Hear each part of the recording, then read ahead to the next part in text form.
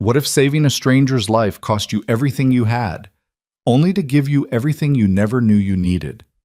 Tonight, I'm going to tell you a story that will restore your faith in humanity.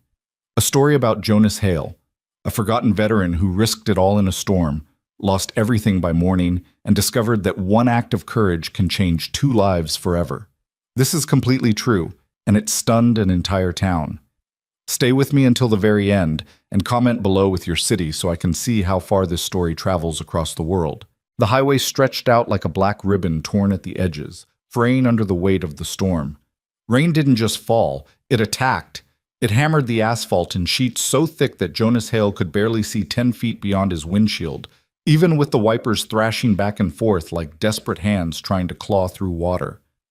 Thunder rolled across the sky in deep, resonant waves that seemed to come from somewhere beneath the earth itself, and lightning cracked the darkness open in jagged, violent bursts. Jonas gripped the steering wheel tighter, his knuckles white against the worn leather.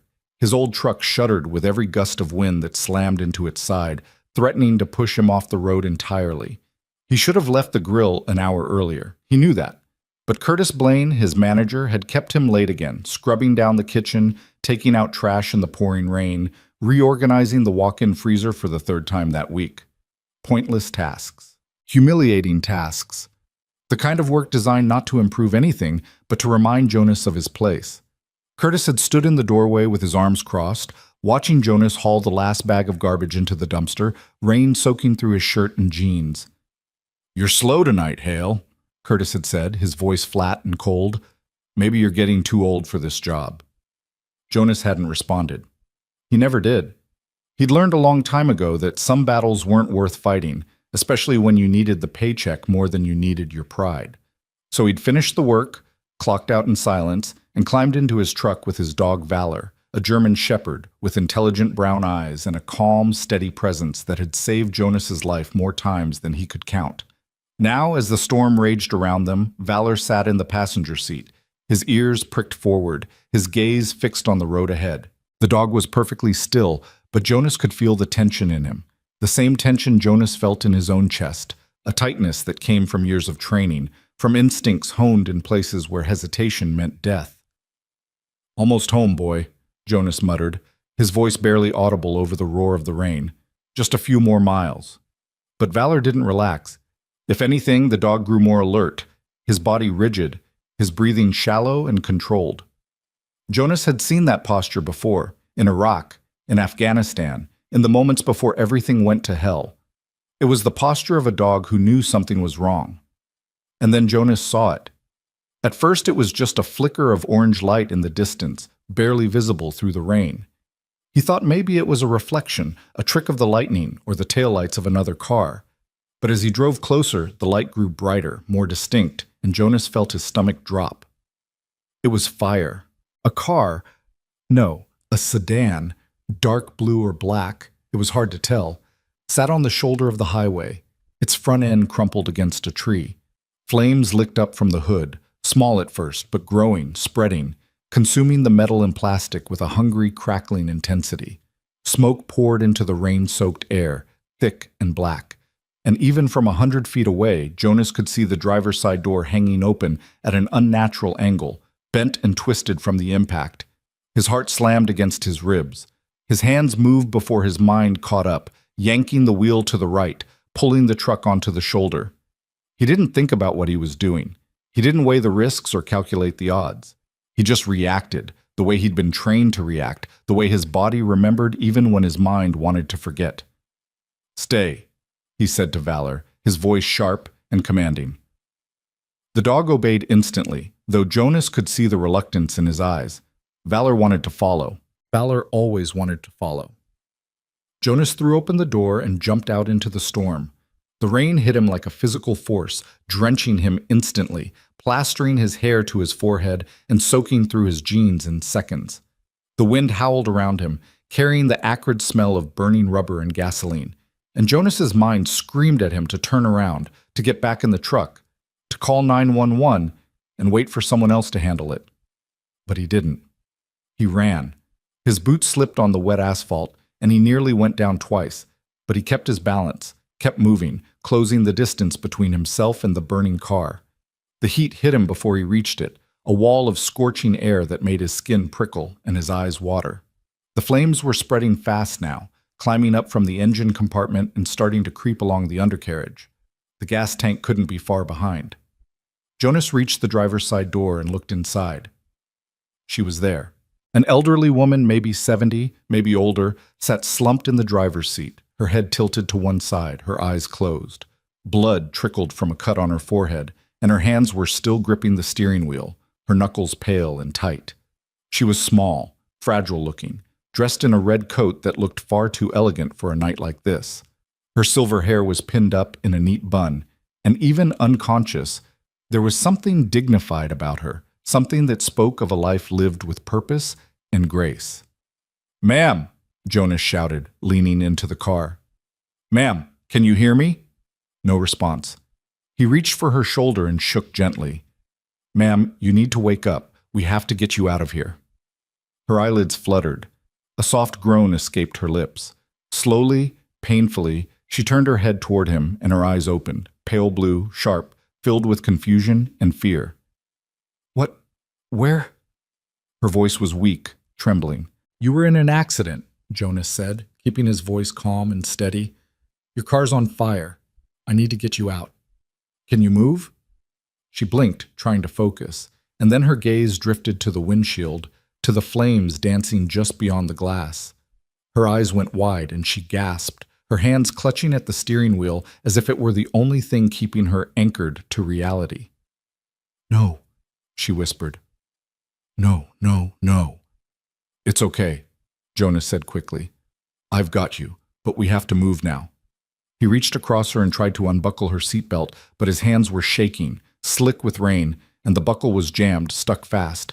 He pulled harder, his fingers fumbling, and the woman let out a small cry of pain as the belt dug into her shoulder. "Sorry," Jonas muttered. "I'm sorry, I just—" A crack of thunder exploded overhead, so loud and so close that it felt like the sky itself was splitting open. The woman screamed, a raw, guttural sound of pure terror, and her hands flew to her ears, her body convulsing in the seat. She was shaking violently now, her breath coming in short, sharp gasps, and Jonas realized with a sinking feeling that she wasn't just scared. She was panicking. No, she was traumatized. He'd seen it before, in the desert, in men and women who'd been through too much, who carried invisible wounds that never healed. The way her body reacted to the thunder, the way her eyes went distant and glassy, the way she seemed to fold in on herself. It was all too familiar. "Hey," Jonas said softly, placing a hand on her arm. "Hey, look at me. Focus on my voice. You're safe. I promise you're safe." She didn't respond. Her breathing was ragged, uneven, and Jonas could feel the heat from the fire growing more intense, the flames spreading, consuming more of the car with every passing second. They were out of time. He yanked on the seatbelt one more time, putting all his strength into it, and finally, the buckle gave way. The belt snapped back with a metallic click, and Jonas wasted no time. He slid one arm under the woman's knees and the other around her back, lifting her out of the seat as carefully as he could. She was lighter than he expected, almost weightless, and as he pulled her free from the wreckage, she let out another soft groan, her head lolling against his shoulder.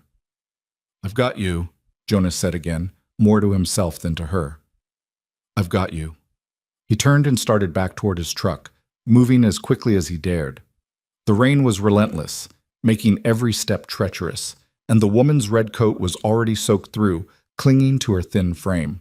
Behind them, the fire roared louder, angrier, and Jonas could hear the groaning of metal as the heat warped the car's frame. He'd taken maybe 10 steps when Valor appeared. The dog had disobeyed the command to stay, had jumped out of the truck and sprinted across the highway, his powerful legs eating up the distance in seconds. Now he was at Jonas's side, matching his pace, his eyes locked on the burning car as if he could sense what was about to happen. "Good boy," Jonas breathed. "Good boy, Valor." They reached the truck, and Jonas yanked open the back door, laying the woman down as gently as he could across the back seat. She was still shaking, still muttering under her breath. Words Jonas couldn't make out, fragments of sentences that seemed to come from somewhere far away. He grabbed a blanket from behind the seat and draped it over her, tucking it around her shoulders. "You're okay," he said, even though he wasn't sure she could hear him. "You're going to be okay." Valor jumped into the truck beside her, positioning himself protectively at her feet, and Jonas slammed the door shut. He turned back toward the burning car, intending to see if there was anything else he could salvage. Anything that might help identify the woman or... The explosion was instantaneous. One moment the car was burning, the next it was gone, replaced by a ball of orange and yellow flame that erupted into the night sky with a deafening roar. The shockwave hit Jonas like a punch to the chest, knocking him backward, and he stumbled, nearly falling, his ears ringing from the blast. Heat washed over him, searing and intense, and for a few seconds he couldn't hear anything, couldn't think anything, could only stand there and stare at the inferno where the car had been. And then his training kicked in again, and he turned and ran back to the truck. He climbed into the driver's seat, his hands still shaking, and glanced in the rearview mirror. The woman was lying in the back seat, her eyes closed, Valor pressed against her side. She looked so small, so fragile, and Jonas felt a wave of something he couldn't quite name. Relief, maybe, or fear, or just the overwhelming realization of how close they'd all come to dying. He grabbed his phone and dialed 911. The dispatcher answered on the second ring. 911, what's your emergency? There's been a car accident on Highway 12, about 2 miles south of the Miller Road exit, Jonas said, forcing his voice to stay calm. Single vehicle crashed into a tree. The car's on fire. Well, it was. It just exploded. I pulled the driver out, an elderly woman. She's conscious but disoriented. She needs an ambulance. Is she injured? She's got a cut on her forehead, maybe a concussion. I don't know what else. She's in shock. An ambulance is on the way, the dispatcher said. Stay on the line with me. Jonas nodded, even though the dispatcher couldn't see him. He looked back at the woman again, and this time her eyes were open, staring up at the ceiling of the truck. She turned her head slowly, her gaze finding Jonas in the rearview mirror. "You saved me," she said, her voice barely above a whisper. Jonas swallowed hard. It was the right thing to do. "What's your name?"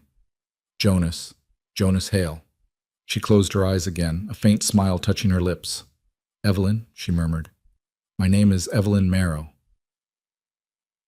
The ambulance arrived 12 minutes later, lights flashing, sirens wailing, cutting through the storm like a lifeline. 2 paramedics jumped out, efficient and practiced, and Jonas stepped aside as they loaded Evelyn onto a stretcher. She was awake now, more alert, and she kept looking back at Jonas as they wheeled her toward the ambulance. "Thank you," she said again, her voice stronger this time. "Thank you, Jonas." He nodded but didn't say anything. What was there to say? One of the paramedics, a young woman with kind eyes, paused as she passed him. "You did good," she said quietly. Another minute and she wouldn't have made it. Jonas just nodded again.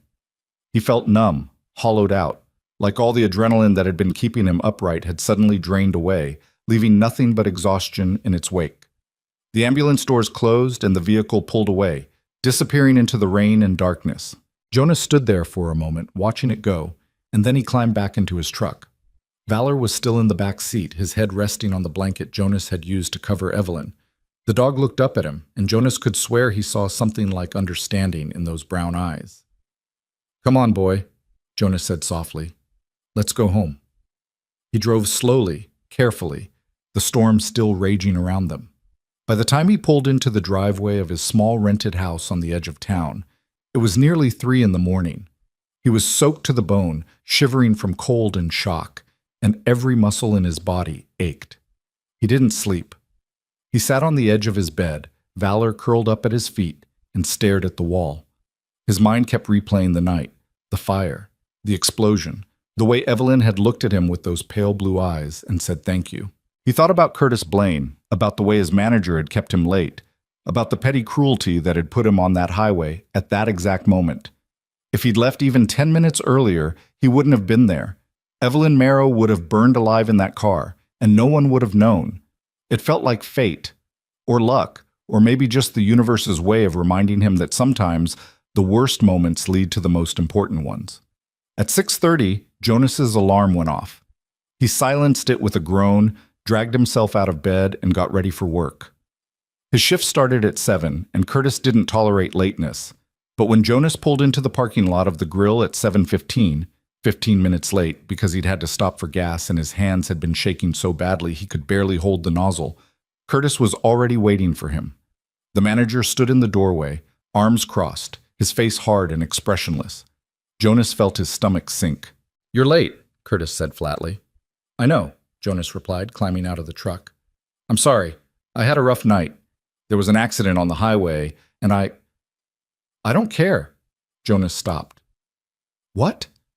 Curtis stepped forward, his eyes cold and calculating. "I don't care about your excuses, Hale. You're late. Again. And I'm done dealing with it." "Curtis, I saved someone's life last night. I pulled a woman out of a burning car. I didn't get home until 3 in the morning, and I still showed up." "You're fired." The words hung in the air like a slap. Jonas stared at him, unable to process what he was hearing. You're firing me?" "That's right." Curtis's voice was flat, devoid of emotion. "Pack up your locker and get out. You're done here." "Curtis, come on. Be reasonable. I've worked here for 2 years. I've never missed a shift, never caused trouble. One night, one accident, and you're just going to throw me out?" "I'm not arguing with you, Hale. You're fired. Leave now, or I'll call the cops and have you escorted off the property."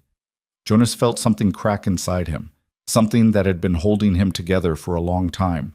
He wanted to shout, to argue, to demand that Curtis listen to reason, but he didn't. He just stood there, his fists clenched at his sides, his jaw tight, and nodded slowly. "Fine," he said quietly. "Fine." He turned and walked back to his truck. Valor was watching him through the window, his ears pricked forward, and Jonas could see the concern in the dog's eyes. He climbed into the driver's seat and sat there for a moment, his hands gripping the steering wheel, his breath coming in short, shallow bursts. He'd saved a woman's life, and it had cost him everything. The next few days passed in a blur.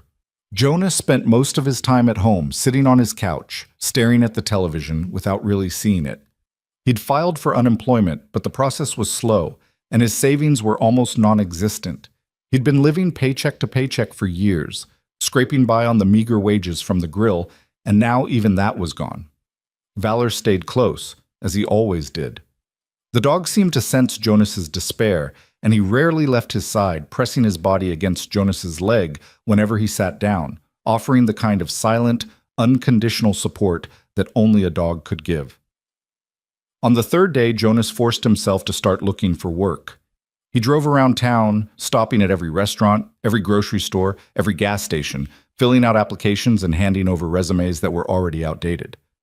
Most places didn't even bother to take his information.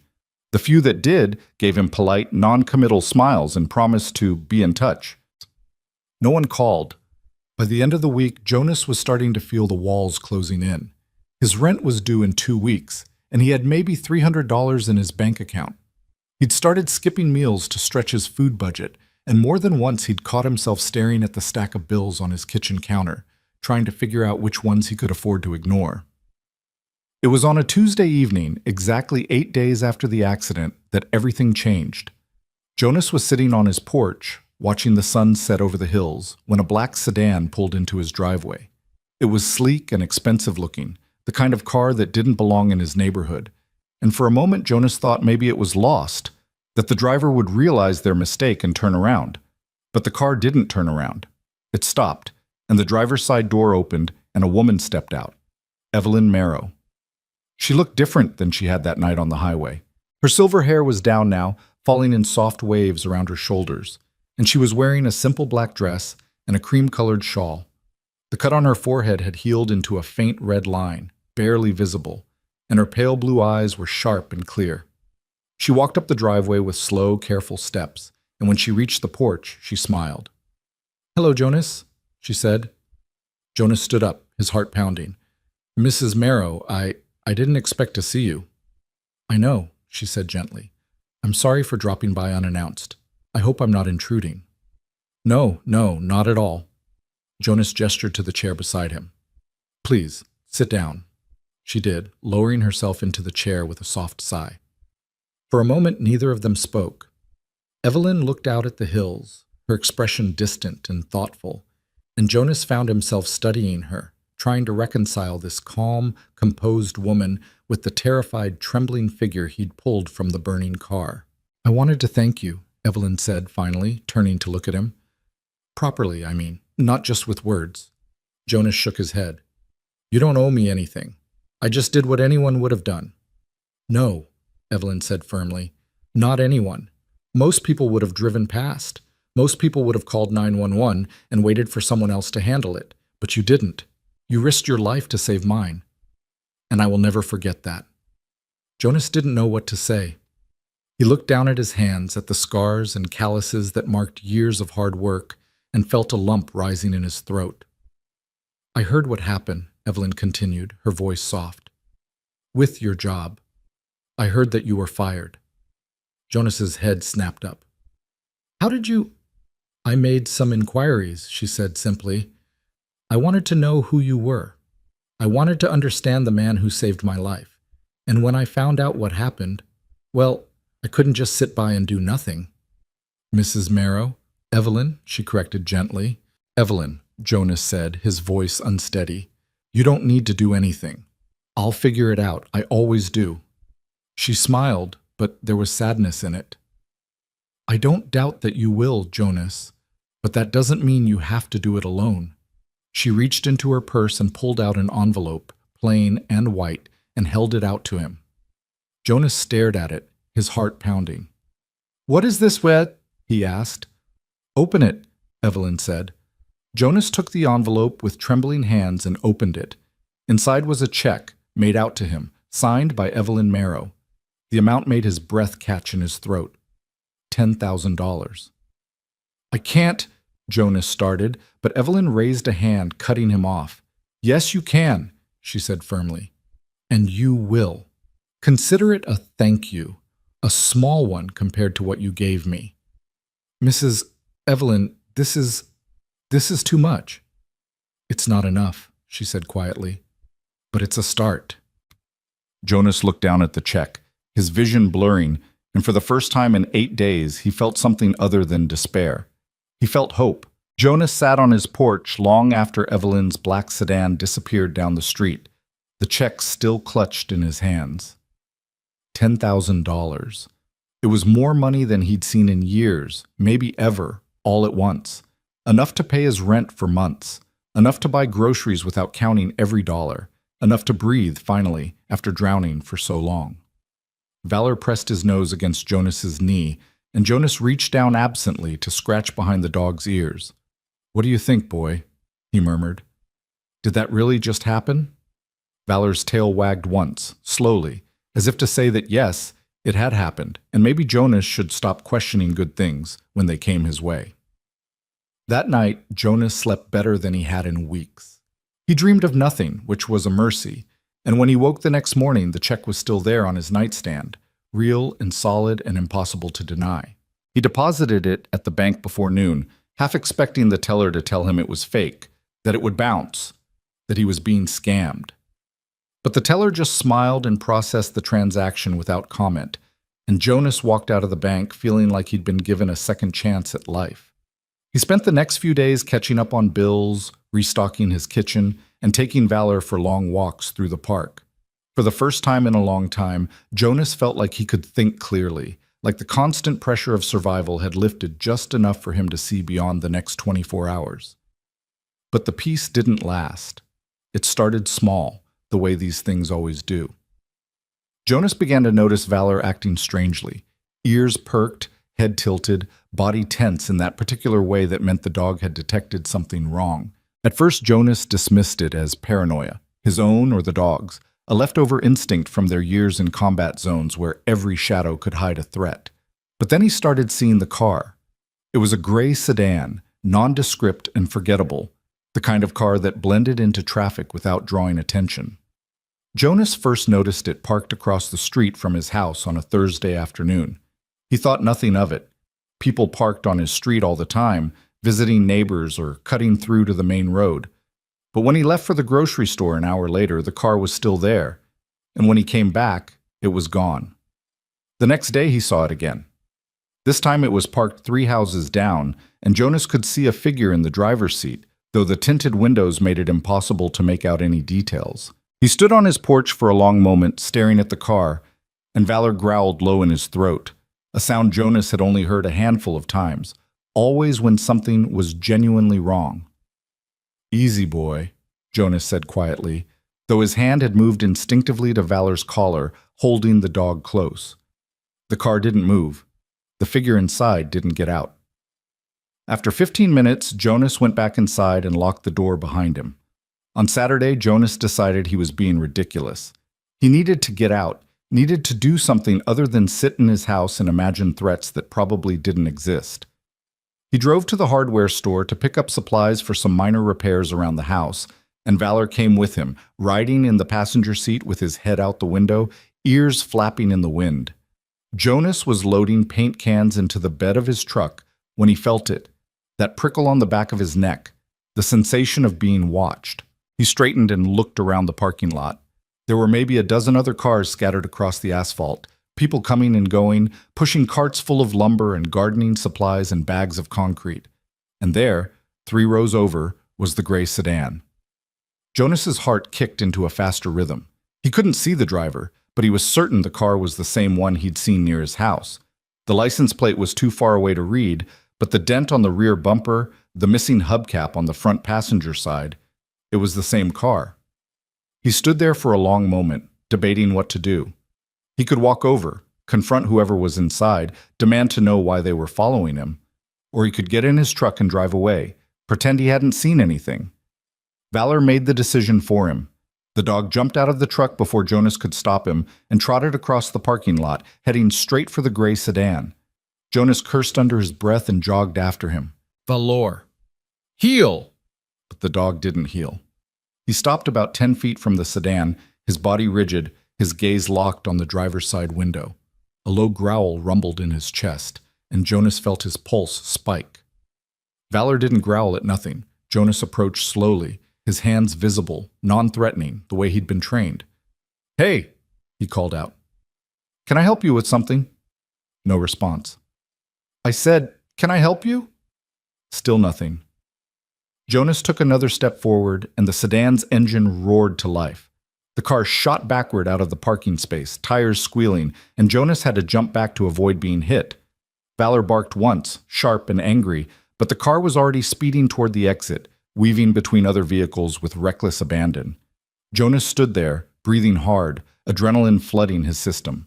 He'd only caught a glimpse of the driver, male, middle-aged, wearing sunglasses and a baseball cap. But it was enough to confirm that this wasn't random. Someone was following him, someone who didn't want to be identified. He drove home with one eye on the rear-view mirror, his jaw tight, his mind racing. Who would follow him and why? He wasn't involved in anything illegal, didn't owe anyone money, had no enemies that he knew of. The only thing that had changed in his life recently was Evelyn, and the check, and Curtis. The thought hit him like a punch to the gut. Curtis Blaine, his former manager, the man who'd fired him for being 15 minutes late after saving someone's life. Jonas had assumed Curtis was just a petty tyrant, a small man with a small amount of power who enjoyed wielding it over people who couldn't fight back. But what if it was more than that? Jonas pulled into his driveway and sat in the truck for a moment, thinking. Curtis had been so quick to fire him, so eager to get him out of the building. At the time, Jonas had chalked it up to general hostility, but now he wondered if there was something else going on, something he'd missed. He spent the rest of the weekend on edge, jumping at every sound, checking the windows every few minutes to see if the gray sedan had returned. It hadn't, but that didn't make him feel any better. If anything, the absence was worse than the presence, because it meant whoever was watching him was being more careful now. On Monday morning, Jonas's phone rang. The number was unfamiliar, local, but not one he recognized. He hesitated, then answered. "Hello? Jonas Hale?" The voice on the other end was male, professional, unfamiliar. "Yeah, who's this?" "My name is Richard Pemberton. I'm an attorney. I'm calling on behalf of Evelyn Marrow." Jonas's grip on the phone tightened. "Is she okay?" "She's fine," Pemberton said quickly. "I apologize. I didn't mean to alarm you. She asked me to reach out to you regarding a legal matter. Would you be available to meet at my office this afternoon? What kind of legal matter? I'd prefer to discuss it in person, if that's all right with you. It won't take long. Jonas hesitated. Every instinct he had was screaming at him to be cautious, to ask more questions, to not walk blindly into a situation he didn't understand. But this was Evelyn's attorney. Evelyn, who had given him $10,000 and asked for nothing in return. Evelyn, who had thanked him with tears in her eyes. Yeah, Jonas said finally. Yeah, I can be there. What's the address? Pemberton gave him the address of an office building downtown, and they agreed to meet at 2 o'clock. Jonas hung up and stood there for a moment, staring at his phone, trying to make sense of what was happening. At 1:30, he loaded Valor into the truck and drove downtown. The attorney's office was on the 3rd floor of a modern glass building, all sleek lines and polished surfaces that made Jonas feel out of place in his worn jeans and faded jacket. A receptionist with perfect hair and a polite smile directed him to a conference room where Richard Pemberton was waiting. Pemberton was in his 50s with silver hair and wire-rimmed glasses, wearing a suit that probably cost more than Jonas made in a month. He stood when Jonas entered and extended his hand. Mr. Hale, thank you for coming. Jonas shook his hand. What's this about? Pemberton gestured to a chair. Please, sit. Jonas sat, Valor settling at his feet. Pemberton took the seat across from him and folded his hands on the table. Mrs. Marrow has asked me to inform you of a situation that has recently come to our attention, Pemberton said. It involves your former employer, the restaurant where you worked. Jonas felt his stomach tighten. What about it? Mrs. Marrow has been making inquiries into the circumstances of your termination. She felt, and I agree, that your dismissal was unjust, particularly given the heroic actions you took the night of the accident. In the course of those inquiries, we discovered some troubling information. What kind of information? Pemberton opened a folder and slid a photograph across the table. It was a still image from what looked like security camera footage, showing the interior of the restaurant. Jonas recognized it immediately. It was the kitchen where he'd worked for 2 years. But something about the image was off. The timestamp in the corner read 2 weeks ago, but Jonas didn't recognize the scene. The kitchen was a mess, equipment scattered, and there was a figure in the frame that looked like him, but... That's not me, Jonas said slowly. We know, Pemberton said. The footage has been doctored. Someone has digitally inserted your likeness into several videos from the restaurant's security system. In these videos, you appear to be engaging in erratic, aggressive behavior, yelling at coworkers, throwing equipment, acting in ways that could be construed as threatening or unstable. Jonas stared at the photograph, his blood running cold. Who would do that? We believe it was Curtis Blaine, your former manager.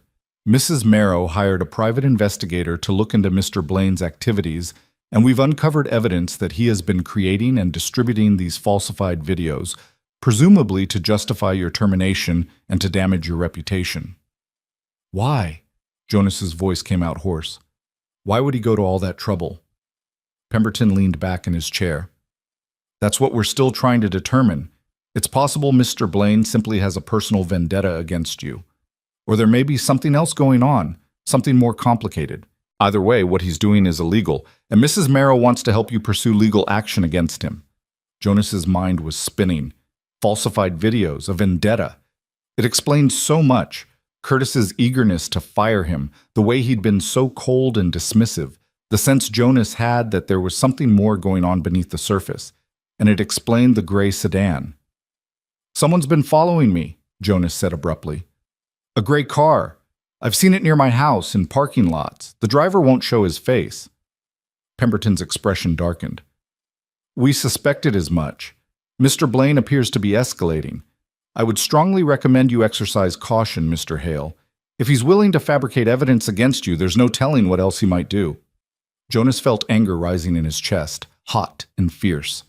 For 2 years he'd worked for Curtis Blaine, had swallowed his pride and done every degrading task the man had thrown at him, and this was how Curtis repaid him. Not just by firing him, but by trying to destroy his reputation, by stalking him, by turning Jonas's life into a nightmare. What can I do? Jonas asked. For now, document everything. If you see the gray sedan again, take photographs. Write down the license plate number. Don't confront whoever is driving it. Let us handle that. And most importantly, keep yourself safe. Mrs. Marrow is very concerned about your well-being." Jonas nodded slowly. "Tell her thank you for everything." "You can tell her yourself," Pemberton said with a small smile. "She's asked to see you, actually. She'd like you to come to her home for dinner tomorrow evening, if you're available." "I'll be there," Jonas said without hesitation. He left the office feeling like the ground had shifted beneath his feet. The world he thought he understood, the simple, straightforward world where he was just an unlucky guy who'd lost his job, was gone, replaced by something darker and more complicated. Curtis Blaine wasn't just a bad boss. He was dangerous. That night, Jonas couldn't sleep. He lay in bed with Valor curled up beside him, staring at the ceiling, his mind churning through everything Pemberton had told him. The falsified videos, the stalking, the deliberate, calculated cruelty of it all. At 2 a.m, Valor's head shot up. The dog's ears were pricked forward, his body tense, and Jonas felt his heart start to pound. "What is it, boy?" Valor jumped off the bed and trotted to the window, a low growl building in his throat. Jonas got up and moved to the window, careful to stay to the side, out of sight. He peered through the curtain. The gray sedan was parked across the street. Jonas's breath caught. The car was dark, no lights on, but he could make out the shape of someone in the driver's seat. As he watched, the driver's side door opened and a figure stepped out. It was too dark to see clearly, but Jonas could make out the general shape. Male, average height, wearing dark clothing. The figure stood beside the car for a moment, looking toward Jonas's house, and then started walking across the street. Every muscle in Jonas's body tensed. This was it. Whatever Curtis, or whoever this was, had planned, it was happening now. Jonas moved quickly and quietly, grabbing his phone and pulling up the camera app. He positioned himself near the front door, Valor at his side, and waited. He could hear footsteps on the porch, slow and deliberate, and then the sound of something scraping against the wood, someone trying the doorknob. The door was locked, thank God, but the scraping continued, and Jonas realized with a jolt of alarm that whoever was out there was trying to pick the lock. He didn't wait any longer. He yanked open the door, his phone held high, the camera recording. The figure on his porch froze, caught in the act, a lock-picking tool still in his hand. For a split second, Jonas got a clear look at the man's face. Middle-aged, clean-shaven, eyes wide with surprise, and then the man spun and ran. Jonas lunged after him, but Valor was faster. The dog shot past Jonas like a missile, closing the distance in 3 powerful strides, and leaped at the fleeing figure. Valor's jaws clamped down on the man's sleeve, dragging him off balance, and the man went down hard on the front lawn, cursing and flailing. "Get him off me! Get him off!" Jonas walked down the porch steps slowly, his phone still recording. "Valor, hold!" The dog obeyed, keeping his grip on the man's arm but not biting harder, just pinning him in place. The man was breathing hard, his face twisted with fear and anger, and Jonas recognized him now. It was Curtis Blaine. "You," Jonas said, his voice cold and flat. "What the hell are you doing here, Curtis?" Curtis struggled against Valor's grip, but the dog didn't budge. "Let me go, Hale. This is assault. I'll sue you." "You broke into my property, or tried to. I've got it all on video." Jonas held up his phone. "And I've got you on camera following me for the past week. What were you planning to do, Curtis? Plant something in my house? Stage another fake video?" Curtis's face went pale. "I don't know what you're talking about." "Yeah, you do. My attorney showed me the videos you faked, the ones where you made me look unstable." "What's the matter, Curtis? Firing me wasn't enough? You had to try to destroy my life?" "You don't understand. Then explain it to me." Curtis's jaw worked, and for a moment Jonas thought he might actually tell the truth. But then the man's expression hardened, and he spat. "You ruined everything. You think you're some kind of hero? You're nothing. You're a washed-up vet who can't hold down a job. And I was doing you a favor by employing you in the first place." Jonas felt anger surge through him, hot and fierce, but he kept his voice calm. "I worked harder than anyone in that kitchen. I never complained, never caused problems. And when I saved someone's life, you fired me for it. So yeah, Curtis, I do think I'm a hero. Compared to you, anyway." He pulled out his phone and dialed 911. Curtis's eyes widened. "What are you doing?" Calling the police. You're trespassing, and you tried to break into my house. I'm pretty sure that's illegal. Wait, Hale, don't. But Jonas was already talking to the dispatcher, calmly explaining the situation, giving his address. Curtis struggled against Valor's grip again, but the dog held firm, and after a moment Curtis went limp, defeated. The police arrived 10 minutes later, 2 officers in a patrol car, their lights flashing red and blue across the quiet street. Jonas explained what had happened, showed them the video on his phone, and handed over the lockpicking tool that Curtis had dropped on the porch.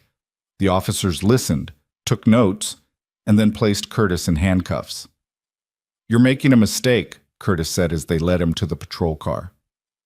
"This isn't over, Hale, you hear me? This isn't over."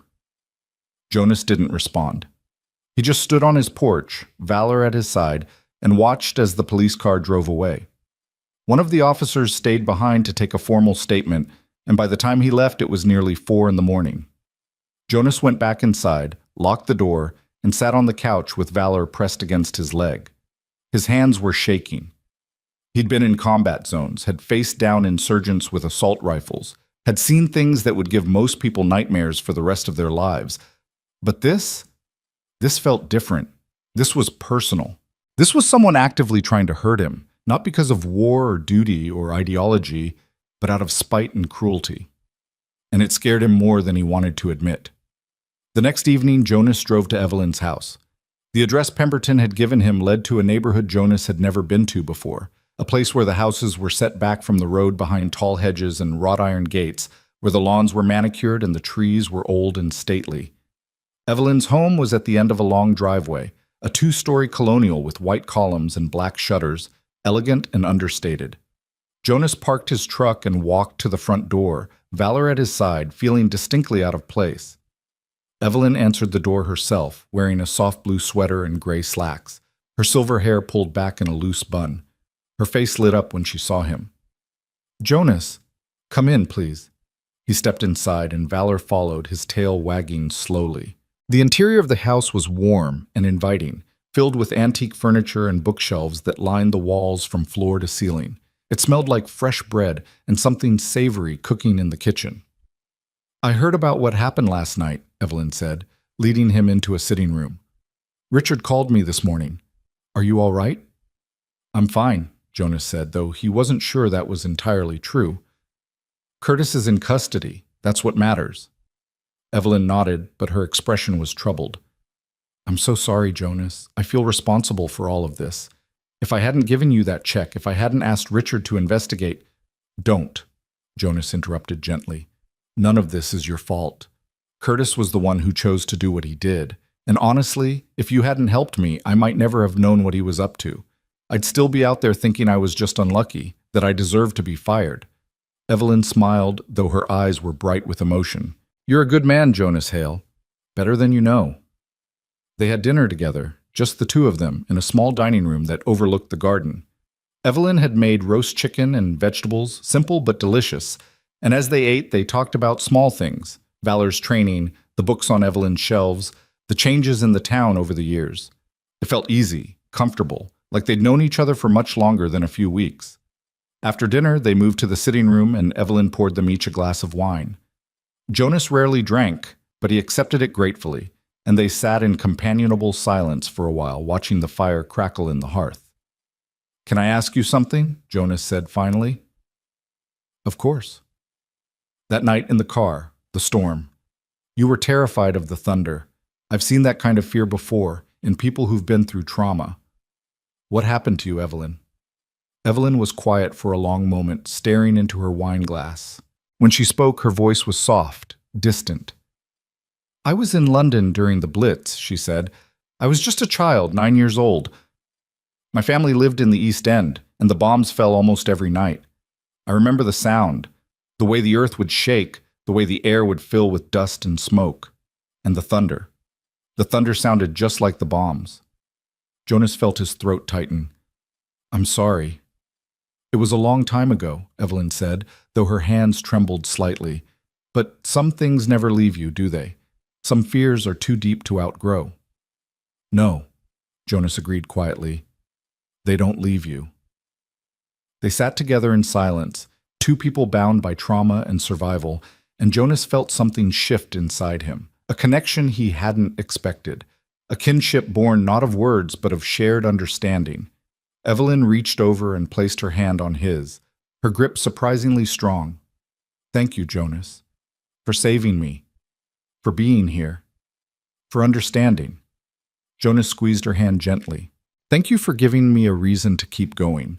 In the days that followed, Jonas found himself drawn back to Evelyn's house more often than he'd expected. At first it was practical reasons. Pemberton needed him to review documents related to the case against Curtis, to give statements, to sign paperwork. But those meetings always stretched longer than necessary, turning into conversations over coffee, then lunch, then dinner.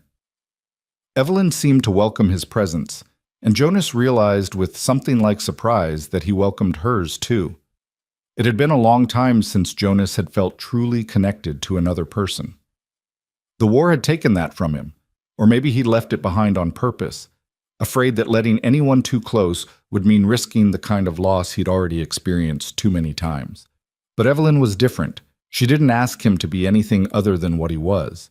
She didn't flinch when he went quiet, didn't press when he didn't want to talk. She simply existed alongside him, offering companionship without demands. And Jonas found himself slowly, carefully, lowering the walls he'd built around himself. Valor seemed to sense the shift too. The dog had taken to Evelyn immediately, following her around her house with the same protective devotion he showed Jonas, resting his head on her knee when they sat together in the evening. Evelyn would run her fingers through his fur and smile, and Jonas could see the tension leaving her shoulders, the fear that had haunted her since the accident gradually loosening its grip.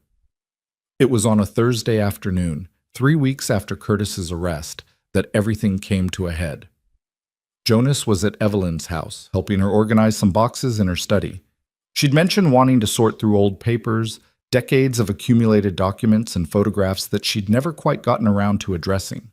They worked in comfortable silence, Jonas on the floor sorting files while Evelyn sat in her chair and directed him, when Richard Pemberton called.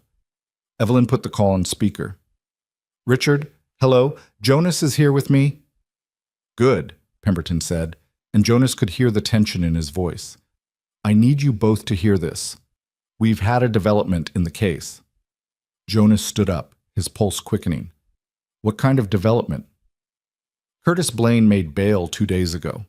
We knew this was coming, but I'd hoped we'd have more time to prepare. He's been charged with attempted breaking and entering, stalking, and fraud related to the falsified videos. But the restaurant's corporate office has also gotten involved, and they're pushing back hard." "What do you mean, pushing back?" Evelyn asked, her voice sharp.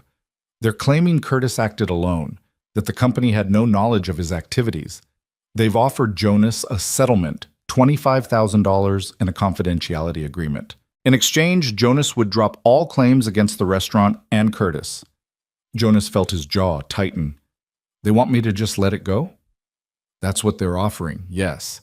And I'll be honest with you, Jonas, it's not a bad offer from a purely financial standpoint. $25,000 is significant, and pursuing this case could take months, even years. There are no guarantees we'll win, and even if we do, you might not get much more than what they're offering now." "But?" Evelyn prompted. "But if Jonas accepts, Curtis walks away with minimal consequences. The charges against him might be reduced or dropped as part of the settlement, and the restaurant continues operating as if nothing happened, free to treat their next employee the same way they treated Jonas." Jonas paced across the room, his hands clenched into fists. Part of him wanted to take the money. $25,000 would change his life, would give him breathing room he'd never had before. He could start over, find a new job without the constant pressure of imminent financial collapse hanging over his head. But the thought of Curtis Blaine walking away unpunished made his stomach turn. "What do you think I should do?" Jonas asked, looking at Evelyn. She met his gaze steadily. "I think you should do what feels right to you, not what's easy or profitable. Money comes and goes, Jonas, but your integrity, your sense of justice, those are things you live with every day." Jonas nodded slowly. He turned back to the phone. "Tell them no. I'm not taking the settlement." There was a pause on the other end of the line. "Are you sure?" Pemberton asked. "I want you to be absolutely certain about this decision." I'm sure. All right then. I'll inform them. But Jonas, I need you to be prepared for what comes next. Curtis and the restaurant are going to fight this. They're going to try to discredit you, to paint you as unstable or dishonest. It's going to get ugly. Let it get ugly, Jonas said quietly. I'm not backing down. After Pemberton hung up, Jonas stood at the window, looking out at Evelyn's garden. The afternoon sun cast long shadows across the lawn, and somewhere in the distance he could hear birds singing, oblivious to the storm that was about to break over his life. Evelyn came to stand beside him. You made the right choice, she said softly. Did I? $25,000 is a lot of money. Money you would have spent the rest of your life knowing you'd sold your principles for. She placed a hand on his arm. I know what it's like to compromise yourself, Jonas. To do what's expedient instead of what's right.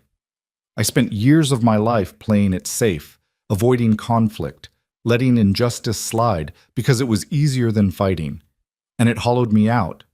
Don't let that happen to you. Jonas looked at her, at the strength in her pale blue eyes, and felt something solidify inside him. I won't. The following Monday, Jonas was scheduled to meet with Pemberton at the restaurant where he'd worked.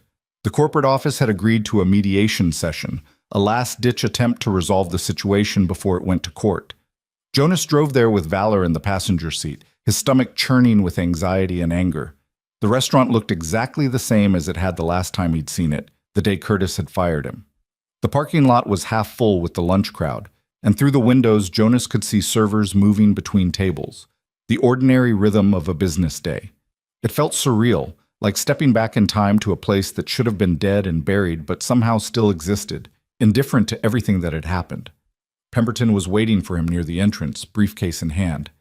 Jonas, are you ready for this? As ready as I'll ever be. They walked inside together, and Jonas was immediately struck by how many eyes turned toward him. Some of the staff he recognized, line cooks he'd worked alongside, servers he'd chatted with during slow shifts. A few of them looked away quickly, uncomfortable. Others stared with open curiosity or hostility. Pemberton led him to a private dining room in the back where the mediation was being held. Inside, a long table had been set up with chairs on either side. On one side sat three people Jonas didn't recognize. Two men in expensive suits and a woman with her hair pulled back severely, all of them radiating corporate authority. And beside them, looking smaller and more diminished than Jonas had ever seen him, was Curtis Blaine. Curtis's gaze flickered to Jonas and then away, his face pale and drawn. He'd lost weight since Jonas had last seen him, and there were dark circles under his eyes. He looked like a man who hadn't slept in weeks. Good, Jonas thought with grim satisfaction. They took their seats, Jonas and Pemberton on one side of the table, the corporate representatives and Curtis on the other. A mediator, a woman in her 60s with kind eyes and a no-nonsense demeanor, sat at the head of the table. Thank you all for being here, the mediator said. Let's begin by establishing what we hope to accomplish today. The goal of mediation is to find a resolution that satisfies both parties without the need for protracted litigation.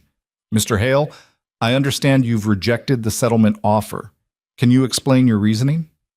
Jonas cleared his throat. I rejected it because it doesn't address the real problem. Curtis Blaine didn't just fire me unfairly. He fabricated evidence against me, stalked me, and tried to break into my home. And the restaurant's response has been to offer me money to go away and pretend none of it happened. That's not justice. That's covering up a crime. One of the corporate lawyers, a man with silver hair and cold eyes, leaned forward. Mr. Hale, let's be very clear about something. Mr. Blaine's actions, while regrettable, were not representative of our company's values or policies. He acted independently, outside the scope of his employment. We've already terminated his position and implemented new training protocols to ensure this doesn't happen again. You fired him after you found out I wasn't going to just disappear quietly, Jonas shot back. Before that, you were perfectly happy to let him do whatever he wanted. That's not true, isn't it? Curtis didn't wake up one day and decide to ruin my life for no reason. He did it because your company created an environment where managers have unchecked power over their employees, where someone like me, someone who doesn't have resources or connections, can be discarded without a second thought. The room fell silent. Curtis was staring at the table, his hands clasped tightly in front of him. The corporate lawyers exchanged glances, and Jonas could see them recalculating their strategy. The mediator spoke again. "Mr. Blaine, do you have anything you'd like to say?" Curtis didn't respond for a long moment. Then, slowly, he raised his head and looked directly at Jonas. His eyes were red-rimmed, exhausted, and for the first time Jonas saw something that might have been remorse. "I'm sorry," Curtis said quietly. "I'm sorry for what I did to you. You didn't deserve any of it." Jonas felt his anger waver, just slightly. "Then why did you do it?" Curtis's jaw worked. "Because I was scared. The regional manager had been on me for months about productivity, about costs, about everything. He told me if I didn't improve the numbers, I'd be out. And you were always so calm, so competent. The staff liked you. I thought if I got rid of you, I could bring in someone cheaper, someone who wouldn't make me look bad by comparison." He laughed bitterly. "Stupid, right? I destroyed someone's life to save my own pathetic career. And the videos? The stalking? I panicked. After I fired you, I realized you might sue, might cause problems. So I started trying to build a case against you to make it look like you were the problem, not me. I wasn't thinking clearly. I just kept digging myself deeper and deeper until..." He broke off, his voice cracking. "Until I became someone I don't even recognize." Jonas stared at him, trying to reconcile this broken, apologetic man with the cold-eyed manager who had humiliated him, who had made his life hell. Part of him wanted to feel satisfaction at seeing Curtis brought low, but mostly he just felt tired. "Do you know what the worst part is?" Jonas said quietly. "I would have forgiven you. If you just admitted you made a mistake, if you'd apologized and tried to make things right, I would have moved on. But instead you tried to destroy me. And for what? To protect yourself from consequences you brought on yourself?" Curtis didn't answer. He just sat there, his shoulders slumped, defeated. The corporate lawyer cleared his throat. "Mr. Hale, given Mr. Blaine's apology, would you be willing to reconsider the settlement? We could increase the amount to $30,000. "No," Jonas interrupted. "I don't want your money. I want accountability. I want Curtis to face real consequences for what he did. And I want your company to change the way it treats employees so this doesn't happen to someone else. We've already implemented new policies. Then prove it. Make those policies public. Let an independent auditor review your management practices. Create a fund to help employees who've been treated unfairly. Show me you actually care about doing the right thing, not just protecting your bottom line." The lawyers exchanged more glances. The woman spoke for the first time. "Those are significant demands, Mr. Hale. We'd need time to discuss them with our board." "Then take your time," Jonas said. "I'm not going anywhere." The mediation ended without resolution. Pemberton seemed pleased as they walked back to the parking lot. "You handled that well," he said. "You didn't let them intimidate you, and you made it clear this isn't just about money. That's going to make it much harder for them to paint you as opportunistic." Jonas nodded, but he felt hollow inside. Seeing Curtis like that, broken and apologetic, had taken something out of him. It was easier to fight when your enemy was a monster. But Curtis was just a man, flawed and frightened, who'd made terrible choices and destroyed lives in the process, including his own. He drove home slowly, Valor's head resting on his thigh, and when he got there, he found Evelyn's car in his driveway. She was sitting on his porch, a basket beside her. "I thought you might need some company," she said as he approached.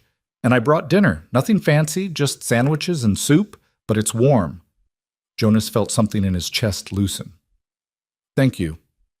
They ate together on his porch, watching the sun set over the hills, and Jonas told her everything that had happened at the mediation. Evelyn listened without interrupting, and when he finished, she was quiet for a moment. "Do you think he meant it?" she asked. "Curtis's apology?" "I think he regrets what he did. Whether that's the same as being truly sorry, I don't know." Evelyn nodded slowly. Regret and remorse are different things. Regret is about consequences. Remorse is about understanding the harm you caused and wanting to make amends. Curtis may be feeling both, or he may just be afraid of going to prison. Does it matter which? To him? Maybe. To you? She looked at Jonas intently. No. What matters is that you're standing up for yourself. For your dignity. That takes courage, Jonas. More courage than most people have. They sat in silence for a while, and then Evelyn spoke again, her voice softer. Can I tell you something about why I've been helping you? You don't have to explain. I want to. She set down her soup bowl and folded her hands in her lap. After my husband died 10 years ago, I lost myself for a while. I had his money, his foundation, his legacy, but I didn't have a purpose. I didn't have anything that felt meaningful. I went through the motions, attended charity events, wrote checks, did all the things people expected of me, but inside I was empty. Jonas listened, his attention fully on her. The night you saved me, Evelyn continued, I wasn't just escaping the fire. I was escaping my own life. I'd been driving in that storm on purpose, taking risks I shouldn't have taken, because part of me didn't care what happened. And then you appeared.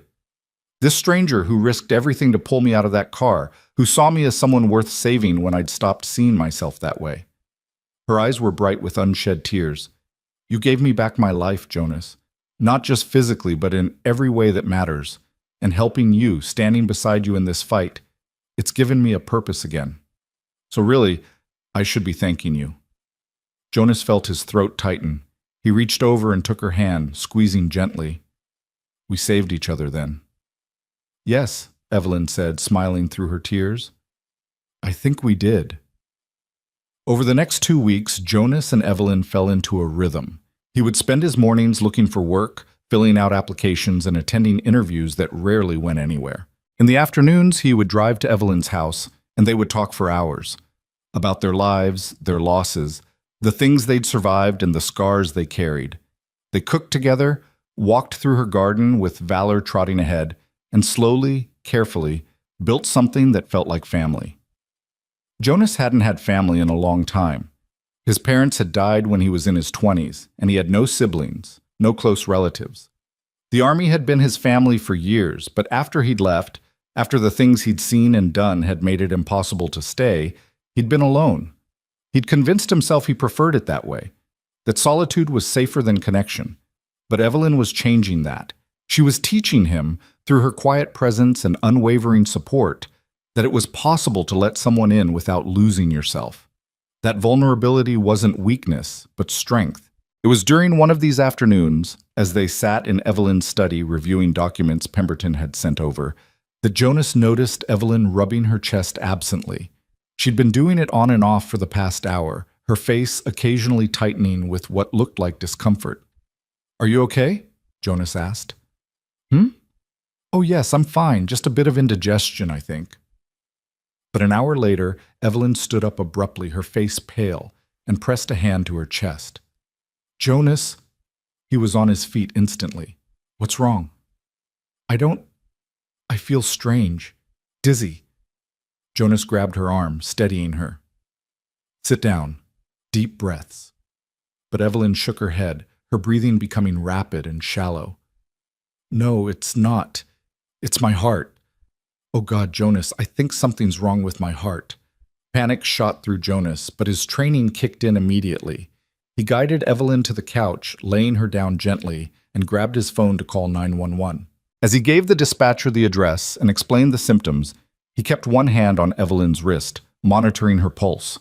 It was fast and irregular, jumping erratically under his fingers. Stay with me, Evelyn, he said, his voice calm even though his heart was pounding. Help is coming. Just stay with me. Evelyn's eyes found his, wide and frightened. I'm scared, she whispered.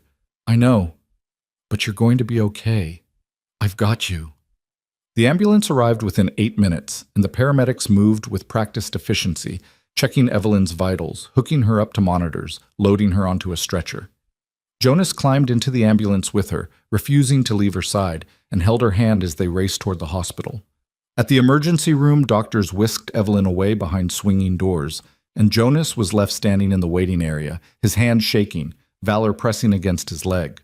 He called Pemberton, who promised to come immediately, and then he just stood there, feeling helpless and terrified in a way he hadn't felt since the war.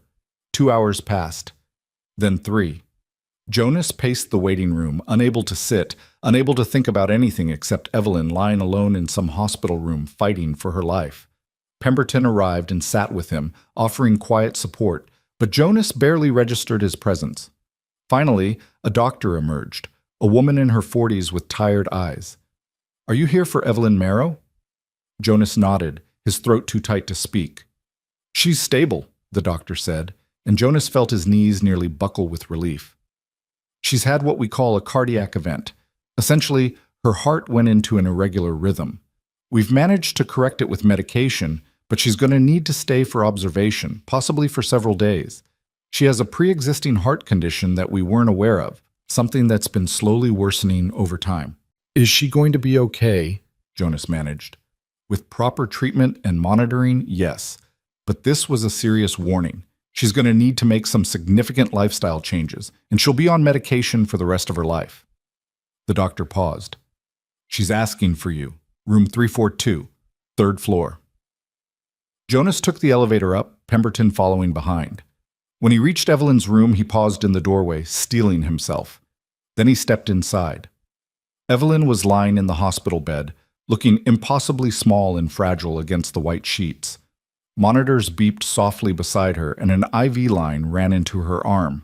But her eyes were open and alert, and when she saw Jonas, she smiled. "There you are," she said, her voice weak but steady. "I was worried you'd left." Jonas crossed the room and took her hand. "I'm not going anywhere. The doctor says I have a faulty heart. Apparently it's been faulty for quite some time, and I've just been ignoring the symptoms." She laughed softly. "Foolish of me." "You're going to be fine," Jonas said firmly. "You're going to rest and take your medication and do whatever the doctors tell you to do, and I'm going to make sure you follow orders." Evelyn squeezed his hand. "My fierce protector." "Always." They sat together in silence for a while, and then Evelyn spoke again, her voice quieter now. "Jonas, there's something I need to tell you. Something I should have told you weeks ago." "What is it?" "My husband, before he died, he established a foundation, a charitable organization dedicated to helping veterans transition back to civilian life. It provides job training, housing assistance, counseling, everything soldiers need when they come home. He was a veteran himself, you see, Vietnam. He understood how hard it could be." Jonas nodded, listening. "I've been running the foundation since he passed, but I haven't been doing a very good job of it. I've been so caught up in my own grief, my own emptiness, that I let it languish. But meeting you, seeing what you've been through, it reminded me why the foundation matters, why my husband cared so much about it." She looked at Jonas intently. "I want you to help me run it, Jonas. I want you to be part of making sure other veterans don't fall through the cracks the way you almost did." Jonas stared at her, stunned. "Evelyn, I'm not qualified for something like that." "You're more qualified than anyone. You've lived it. You understand what these men and women need because you needed it yourself. Please, Jonas, say you'll at least think about it." Jonas felt tears prick at his eyes. He looked down at their joined hands, at the way Evelyn's thin fingers gripped his with surprising strength, and he nodded. "I'll think about it," he said, "but right now you need to focus on getting better." Evelyn smiled. "Deal." Evelyn spent 5 days in the hospital, and Jonas spent nearly every waking hour by her side. He slept in the uncomfortable chair next to her bed, ate cafeteria food that tasted like cardboard, and learned more about heart conditions than he'd ever wanted to know. Valor stayed with Pemberton during the days, but every evening the attorney would bring the dog to the hospital, and the staff looked the other way when Jonas sneaked him up to Evelyn's room. The sight of Valor's gentle face always made Evelyn smile, and she would run her fingers through his fur while the dog rested his head on the edge of her bed, as if he too understood she needed protecting now. The doctors ran test after test, adjusting medications, monitoring her heart rhythm, discussing treatment options in terms Jonas struggled to follow. But the message was clear. Evelyn's heart was damaged, weakened by years of undiagnosed issues, and while she could live a full life with proper care, she would never be quite the same. She would need to slow down, avoid stress, take a pharmacy's worth of pills every day. For a woman who had always prided herself on her independence, who had spent the last decade running a foundation and managing a substantial estate largely on her own, it was a devastating blow. Jonas watched her struggle with the reality of her limitations, saw the frustration flash across her face when doctors told her what she could no longer do. But he also saw her strength, the way she set her jaw and asked pointed questions about treatment options, the way she made lists of medications and side effects with the same meticulous attention she brought to everything else in her life. She was adapting, the way survivors always did, finding ways to work within new constraints rather than railing against them. On her last day in this hospital, Jonas sat with her while she signed discharge papers and listened to final instructions from her cardiologist. The doctor, a soft-spoken man in his 50s, emphasized the importance of follow-up appointments and warned Evelyn about the signs of another cardiac event. "You're fortunate, Mrs. Marrow," the doctor said gently. "Many people don't get a warning like this. You have a chance to make changes, to extend your life significantly if you're careful." "I understand," Evelyn said, her voice steady. "And I intend to be very careful indeed." After the doctor left, Evelyn turned to Jonas. "Will you take me home?" "Of course. Pemberton's bringing the car around now." "No, I mean—" She paused, choosing her words carefully. "Will you stay with me? At my house, just for a few days until I'm steadier on my feet? I know it's an imposition, but the thought of being alone right now—" "You don't have to explain," Jonas interrupted. "I'll stay as long as you need me to." Relief flooded Evelyn's face. "Thank you." Jonas moved into Evelyn's guest room that evening, a spacious room on the second floor with windows overlooking the garden. It felt strange at first, being in someone else's home, sleeping in a bed that wasn't his own. But Valor settled in immediately, claiming a spot on the rug beside the bed, and by the second night Jonas found himself relaxing into the routine. He would wake early, make coffee, check on Evelyn to ensure she'd taken her morning medications, and then they would have breakfast together in the sunlit kitchen. Afterward, Evelyn would rest while Jonas handled errands, grocery shopping, picking up prescriptions, dealing with the endless administrative tasks that seemed to multiply whenever someone was ill. In the afternoons, they would sit in the garden if the weather was good, or in the study if it wasn't, and talk. Sometimes about important things, sometimes about nothing at all. Evelyn told him stories about her late husband, about the life they'd built together, the travels they'd taken, the dreams they'd shared. Jonas found himself opening up too, sharing memories he'd kept locked away for years, about his parents, about the army, about the friends he'd lost in wars that felt both distant and immediate.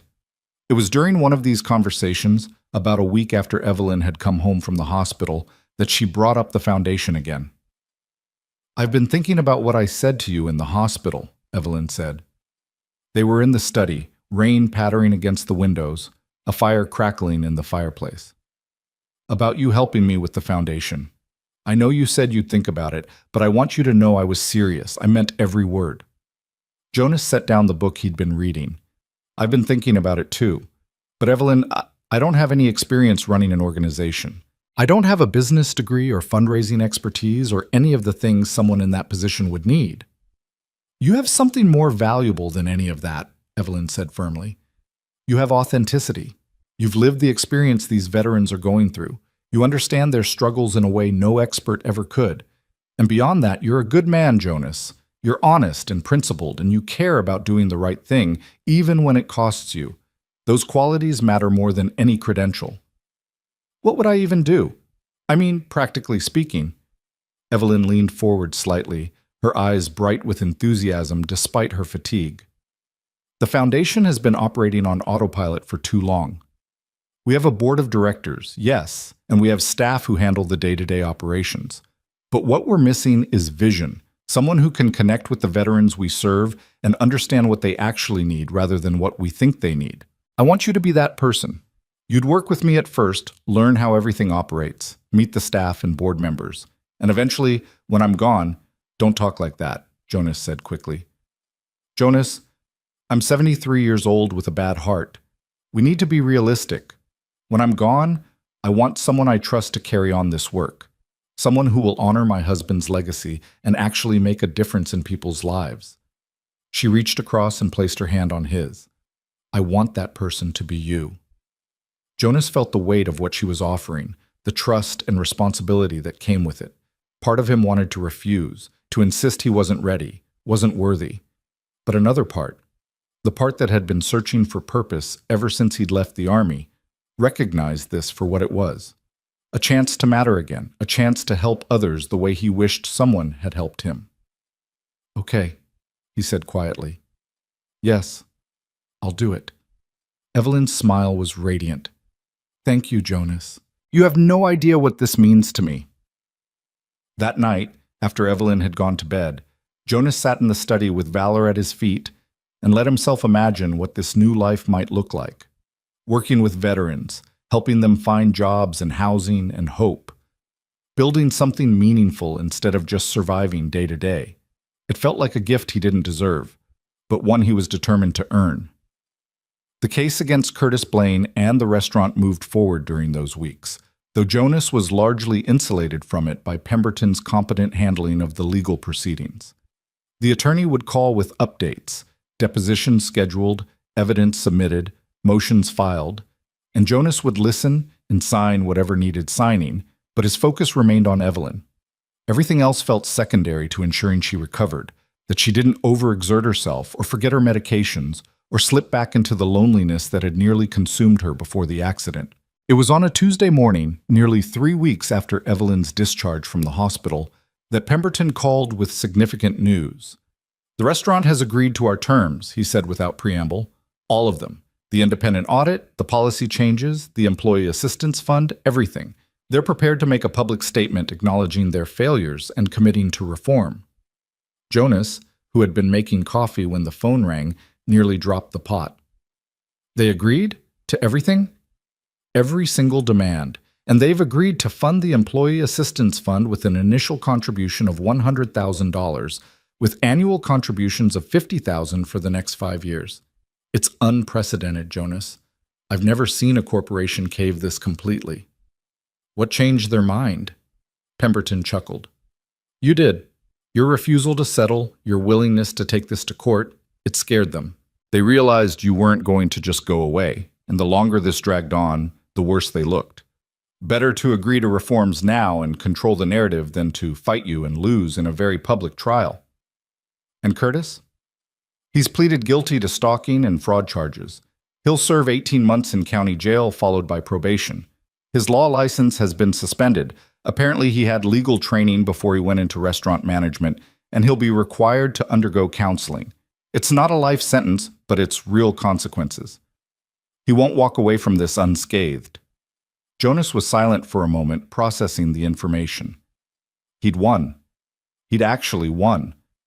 A month ago, he'd been sleeping in his truck, wondering how he'd pay rent, convinced the world was fundamentally unfair to people like him. And now a corporation was implementing policy changes because he'd refused to back down. "Jonas, you still there?" "Yeah, I'm here. I need a minute to let this sink in." "Take all the time you need. I'll send over the settlement documents for your review." "You should be very proud of yourself, Jonas. You stood up for what was right, and you won." After Pemberton hung up, Jonas walked into the garden where Evelyn was sitting on a bench, her face tilted toward the weak morning sun. Valor was beside her, and she was absently stroking his ears. Jonas sat down next to her and told her everything. When he finished, Evelyn turned to him with tears in her eyes. "Oh, Jonas, that's wonderful. That's exactly what should have happened. I couldn't have done it without you, without your support, your attorney, your willingness to stand beside me." "You did this," Evelyn interrupted firmly. "You fought for yourself when no one else would. I just helped clear the path." They sat together in comfortable silence, and Jonas felt something shift inside him. For years he'd carried the weight of his failures, the job he couldn't keep, the life he couldn't seem to build, the sense that he was fundamentally broken. But maybe he'd been looking at it wrong. Maybe survival was its own kind of strength. Maybe the fact that he'd kept going, kept trying, kept refusing to give up despite everything, maybe that counted for something. The weeks that followed were busy ones. Jonas began working with Evelyn on the foundation, attending meetings, learning the ins and outs of the operation. The staff welcomed him warmly once they understood his connection to Evelyn and his own background as a veteran. He sat in on counseling sessions, helped veterans fill out job applications, listened to their stories of struggle and survival that echoed his own. It was hard work, emotionally draining in ways his kitchen job had never been, but it was also deeply fulfilling. Every small victory, a veteran finding housing, landing a job, reconnecting with family, felt like validation that he was finally doing something that mattered. Evelyn's health improved slowly but steadily. The medications regulated her heart rhythm, and the lifestyle changes, healthier diet, gentle exercise, reduced stress, made her stronger. She had good days and bad days, times when she seemed almost like her old self, and times when the slightest exertion left her exhausted. But through it all, she maintained her sharp mind and sharper wit, offering guidance on the foundation work and slowly, carefully, preparing Jonas to eventually take over. They fell into a rhythm that felt like family. Breakfast together, work during the day, quiet evenings by the fire with Valor sprawled between them. Jonas found himself laughing more than he had in years, found himself looking forward to each day instead of just enduring it. And he could see the same transformation in Evelyn, the way the haunted look gradually left her eyes, replaced by contentment and purpose. It was on a crisp October evening, the leaves turning gold and red in the garden, that everything changed again. Jonas had just finished making dinner, nothing fancy, just grilled chicken and vegetables, when he heard a sound from upstairs. A thump, followed by silence. His heart seized, and he was moving before his mind caught up, taking the stairs two at a time with Valor close behind. He found Evelyn in her bedroom, lying on the floor beside her bed. Her eyes were closed, her breathing shallow and rapid, and Jonas felt terror lance through him. Evelyn. He dropped to his knees beside her, checking her pulse. It was there, but weak and irregular. Evelyn, can you hear me? Her eyelids fluttered. Jonas, she whispered. Something's wrong. I can't breathe right. Jonas was already grabbing his phone, already dialing 911. As he gave the dispatcher information, he grabbed pillows from the bed and positioned them under Evelyn's head and shoulders, elevating her slightly to help her breathe. Valor pressed close, whining softly, his nose nudging Evelyn's hand. Stay with me, Jonas said, his voice steady even though his hands were shaking. The ambulance is coming. Just stay with me, Evelyn. I'm sorry, she murmured. I'm sorry. I stood up too fast, I think, and then... Don't apologize, don't talk. Just breathe, slow and steady. The ambulance seemed to take forever, though it was probably only minutes. When the paramedics arrived, Jonas moved aside to let them work, but he stayed close, his hand reaching out to grasp Evelyn's when she extended it toward him. She held on tight, her fingers cold and trembling, and Jonas squeezed back, trying to channel strength and reassurance through that simple touch. They transported her to the same hospital where she'd been before, and Jonas rode with her again, Valor left behind this time, with a neighbor who'd come running when the ambulance arrived. In the emergency room, Jonas gave the doctors Evelyn's medical history, listed her medications, answered their rapid-fire questions with as much precision as he could manage. And then, once again, he was relegated to the waiting room while they worked on her behind closed doors. This time felt different. Worse. Jonas paced the sterile hallway with his fists clenched, trying to hold himself together. Pemberton came, alerted by a call from Jonas, and sat with him through the long hours. But Jonas barely registered his presence. His mind was fixated on Evelyn, on how fragile she'd looked lying on that bedroom floor, on the fear he'd seen in her eyes. It was past midnight when a doctor finally emerged, and Jonas was on his feet instantly. The doctor's expression was grave, and Jonas felt his stomach drop. Mr. Hale, I'm Dr. Chen. I've been treating Mrs. Marrow. How is she? She's stable, but her condition is serious. She's experienced another cardiac event, more severe than the first.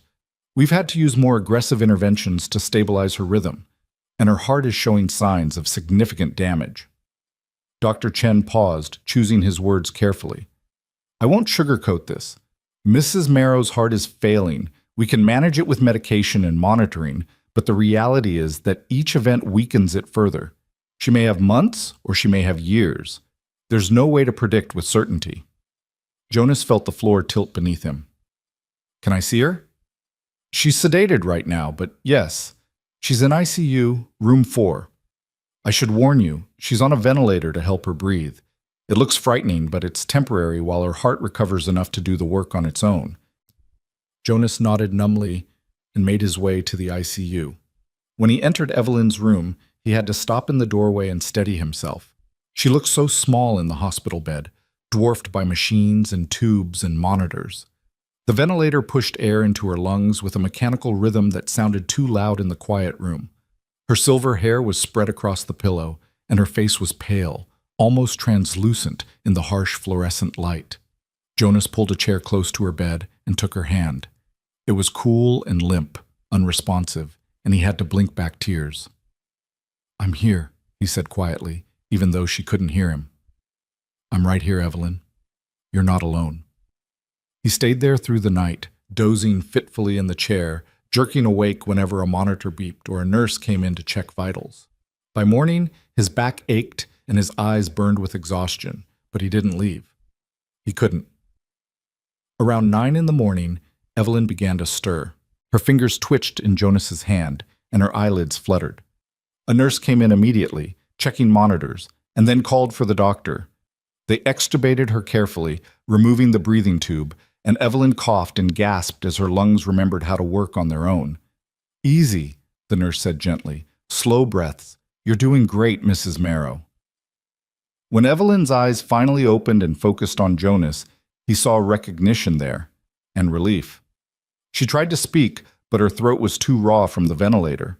The nurse gave her ice chips and told her to rest her voice. "Don't try to talk," Jonas said, squeezing her hand. "I know. I'm here." Over the next few days, Evelyn recovered enough to be moved out of ICU into a regular room. The doctors adjusted her medications again, consulted with specialists, discussed options that ranged from pacemakers to experimental treatments. But the underlying message remained the same. Evelyn's heart was failing, and there was only so much medicine could do. Evelyn took the news with characteristic grace, asking intelligent questions and making practical decisions about her care. But Jonas could see the fear lurking behind her composed exterior, could see the way her hands trembled slightly when she thought no one was looking. On her 4th day in the hospital, Evelyn asked Jonas to bring her a leather folder from her study at home. "The brown one. On the shelf behind my desk," she said. "It's important." Jonas retrieved it that afternoon, along with fresh clothes and the books Evelyn had requested. When he returned to the hospital, she asked him to close the door to her room and sit down. "What's going on?" Jonas asked, suddenly worried. Evelyn opened the folder and pulled out several documents. "I need to talk to you about some things, Jonas. Things I should have discussed weeks ago, but I kept putting it off because I didn't want to face what they meant." She took a breath. "I'm dying. We both know that. It might be tomorrow or it might be next year, but my heart is giving out and eventually it's going to stop working altogether." "Evelyn, please let me finish. I've spent the last few days thinking about what I want to leave behind, what kind of legacy I want to have. And I've made some decisions." She handed him a document. "This is my will. I had Pemberton update it last week before this latest episode. I'm leaving everything to you, Jonas. The house, my estate, the foundation, all of it." Jonas stared at the document in his hands, unable to process what he was seeing. "Evelyn, no, I can't accept this." "Yes, you can, and you will." Her voice was firm, leaving no room for argument. "I have no children, no close relatives who need this money. My husband wanted the foundation to help veterans, and I can't think of anyone better to carry on that work than you. You've already proven yourself, Jonas. You've shown me that you care, that you'll fight for what's right, even when it costs you everything. That's exactly the kind of person who should control this legacy." "But Evelyn, this is millions of dollars, isn't it? Property, investments. Closer to 12 million, actually. And yes, it's a tremendous responsibility, but I know you can handle it. I've watched you these past months, seen how you've grown, how you've found your purpose again. You're ready for this, Jonas, even if you don't believe it yet." Jonas felt tears burning in his eyes. "I don't want your money, Evelyn. I want you. I want you to get better, to live for years, to see the foundation grow and thrive. I want—" His voice cracked. "I want my friend to be okay." Evelyn's own eyes were wet now. She reached out and cupped Jonas's face with her hand. "Oh, my dear boy, I want that too." But we don't always get what we want, do we? What we get is the chance to make the most of the time we have, to matter to someone, to leave the world a little better than we found it. She smiled through her tears. You gave me that chance, Jonas. You saved my life that night on the highway, and then you saved it again by giving me something to live for. However much time I have left, I'll spend it knowing I mattered to someone, that I helped someone who needed it. That's more than most people get. Jonas pulled her into a careful embrace, mindful of the IV lines and monitors, and held her while they both cried. Valor, who had been allowed into the room by sympathetic nursing staff, pressed against Jonas's leg and whined softly, as if he understood the weight of the moment. When they finally pulled apart, Evelyn wiped her eyes and smiled. Now then, let's talk about what you're going to do with all this money. Despite everything, Jonas found himself laughing. You're impossible, you know that? I've been told. She settled back against her pillows, looking suddenly exhausted but also oddly peaceful. There's one more thing I want to ask you, Jonas. When the time comes, whenever that is, I want you to promise me you'll keep going, that you won't let my death become another weight you carry. Promise me you'll live fully, that you'll find joy again, that you'll use this gift I'm giving you to help as many people as you possibly can. Jonas swallowed hard. I promise. Good. Evelyn closed her eyes, a small smile playing at her lips. That's good. Evelyn came home from the hospital 6 days later, weaker than before, but determined to spend whatever time she had left in her own house, surrounded by familiar things. The doctors had done what they could, adjusting medications and providing equipment, an oxygen concentrator that hummed softly in the corner of her bedroom, a hospital bed that could be raised and lowered at the touch of a button, monitors to track her heart rate and oxygen levels. A hospice nurse named Maria came twice a day to check on her, a warm woman with gentle hands who treated Evelyn with dignity and kindness. Jonas moved permanently into the guest room, though he spent most of his time in Evelyn's room, reading to her when she was awake, sitting quietly when she slept. Valor had claimed a spot on the rug beside her bed and rarely left it, as if the dog understood his job now was to stand vigil, to offer comfort through his steady, faithful presence. The days took on a strange, suspended quality. Time seemed to move differently when you knew it was running out, each moment somehow both precious and painful. Evelyn had good hours when she was lucid and talkative, wanting to discuss the foundation or share memories or simply laugh at something on television. And she had bad hours when the pain medication made her confused, when she would wake from restless sleep calling for her husband, temporarily forgetting he'd been gone for a decade. Jonas learned to navigate both, to be present without being intrusive, to offer help without making Evelyn feel helpless. It was a delicate balance, and some days he got it wrong, hovering too much or not enough. But Evelyn was patient with him, gently redirecting when he fussed too much, asking for assistance when she truly needed it. Pemberton came by regularly, handling the legal aspects of Evelyn's estate and ensuring everything was in order. He brought documents for her to sign, updated her will to reflect last-minute changes, and spent hours with Jonas explaining the intricacies of managing the foundation and the estate. It was overwhelming, the sheer scale of responsibility that would soon fall on Jonas's shoulders, but Pemberton was a good teacher, breaking complex concepts into manageable pieces and answering Jonas's endless questions with patience. One afternoon, about 2 weeks after Evelyn had come home, Jonas was sitting in her room reading when she suddenly spoke, her voice stronger than it had been in days. Jonas, there's something I want you to do for me. He set down his book immediately. Anything. In my closet, on the top shelf, there's a wooden box. Will you get it for me? Jonas found the box easily. Cedar, beautifully carved with intricate patterns, about the size of a shoebox. He brought it to Evelyn, and she ran her fingers over the lid with a wistful expression. My husband made this for me years ago. He wasn't particularly skilled at woodworking, but he tried. She smiled. It's full of letters.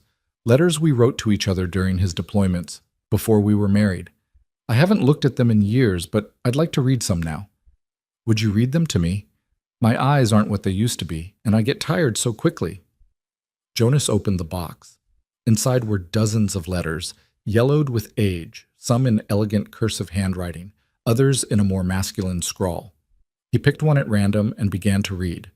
The letter was from Evelyn's husband, written from somewhere in Vietnam, describing the heat and the boredom punctuated by moments of terror. But mostly he wrote about missing Evelyn, about counting down the days until he could see her again, about the life they would build together when the war was over.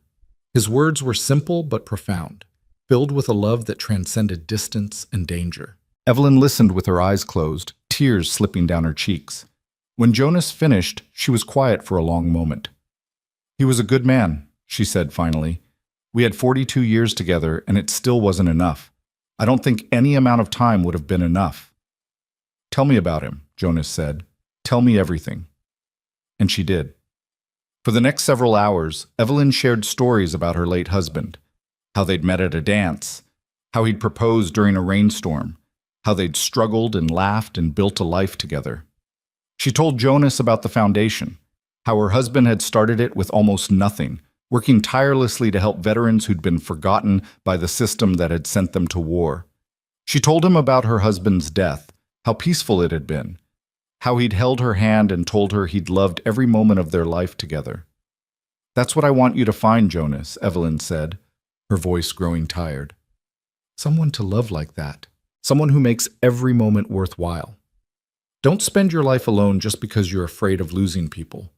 The love is worth the loss. Always." Jonas felt his throat tighten. "I'll try." "Promise me." "I promise." Over the following weeks, Evelyn's condition slowly deteriorated. The good hours became shorter and less frequent. She slept more, ate less, grew frailer with each passing day. But her mind remained sharp during her lucid moments, and she used that time to prepare Jonas for what was coming.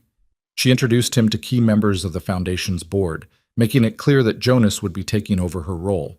Some of them were skeptical at first, this quiet veteran with no formal business training. But Evelyn's endorsement carried weight, and more importantly, Jonas proved himself in conversations, demonstrating his understanding of veterans' needs and his genuine commitment to the Foundation's mission. She showed him where important documents were kept, explained her filing system, shared passwords and account information. She told him which staff members were reliable and which ones needed more oversight. She talked about her vision for the Foundation's future, programs she'd dreamed of implementing but never had the energy or time to pursue. "I want you to expand the housing program," she said one afternoon, her voice barely above a whisper. "Too many veterans end up homeless, and it's not because they're lazy or irresponsible. It's because the system fails them. I want the Foundation to buy properties, renovate them, create transitional housing where veterans can stay while they get back on their feet. Can you do that?" "Yes," Jonas said without hesitation. "I can do that. And I want a mentorship program. Pair veterans who've successfully transitioned with those who are struggling. People like you, Jonas, who understand what it's like and can offer real guidance. Will you make that happen?" "I will." Evelyn smiled weakly. "Good. That's good." As November arrived and the trees outside Evelyn's window stood bare against gray skies, Jonas could see the end approaching. Evelyn was sleeping 18, 20 hours a day now, and when she woke, she was often confused, struggling to remember where she was or what year it was. The hospice nurse told Jonas it was time, that it would be days now, maybe hours. Jonas called Pemberton and told him to come say goodbye. The attorney arrived that evening, his usual professional composure cracking as he stood beside Evelyn's bed and held her hand. "You've been a good friend, Richard," Evelyn murmured, her eyes barely open. "Thank you for everything." "The honor has been mine, Evelyn," Pemberton said, his voice rough with emotion. "You're an extraordinary woman." After Pemberton left, Jonas sat alone with Evelyn through the long night. Valor was pressed against the bed, his head resting on the mattress near Evelyn's hand, and she would occasionally move her fingers to touch his fur, as if drawing comfort from his warmth. Around 3 in the morning, Evelyn stirred and opened her eyes. She looked at Jonas with surprising clarity, more present than she'd been in days. "Jonas," she whispered, "I'm here. There's an envelope. In my desk drawer, the top one. It's for you. Read it after." "Evelyn, promise me you'll read it." "I promise." She smiled, that same gentle smile that had greeted him the first time she'd come to his house, and closed her eyes. "Thank you for saving me, Jonas. For giving me these last months, for showing me that my life still mattered. It did matter, Jonas said, his voice breaking. It mattered so much, and yours matters too. Don't forget that. Promise me you won't forget. I won't forget. Evelyn's breathing became slower, shallower. Jonas held her hand and talked to her softly, telling her about the plans he had for the foundation, about the veterans he would help, about the legacy she was leaving behind. He told her about Valor, about how the dog had brought him back from the edge after the war, about how some connections transcend words and logic and become something almost sacred. You were that kind of connection for me, Jonas said, tears streaming down his face. You saved me too, Evelyn. When I'd given up on everything, when I thought I didn't matter to anyone, you showed me I was wrong. You gave me purpose. You gave me hope. And I will spend the rest of my life trying to be worthy of that gift. Evelyn squeezed his hand weakly, and Jonas saw her lips curve into a final, peaceful smile. She died just as the sun was rising, golden light spilling through the window and illuminating her face. Her breathing simply stopped, so quietly and gently that Jonas almost didn't notice at first. He sat there for a long time, holding her hand, watching the sunlight paint her silver hair with warmth, and felt something inside him break and heal simultaneously. Valor whined softly and pressed closer to the bed, and Jonas reached down to scratch behind the dog's ears. She's gone, boy, he whispered. She's at peace now. The hospice nurse came and made the necessary calls.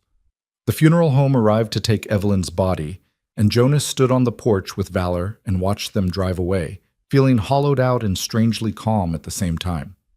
Grief would come later, he knew. The full weight of the loss would hit him when the shock wore off. But for now, he just felt grateful. Grateful that Evelyn hadn't died alone, that she'd been loved and cared for in her final days, that she'd passed peacefully in her own home, surrounded by familiar things. It wasn't until that evening, after Pemberton had come and gone, after arrangements had been made and people had been notified, that Jonas remembered the envelope. He went to Evelyn's study and opened the top drawer of her desk. The envelope was there, cream-colored and sealed, with his name written on the front in Evelyn's elegant handwriting.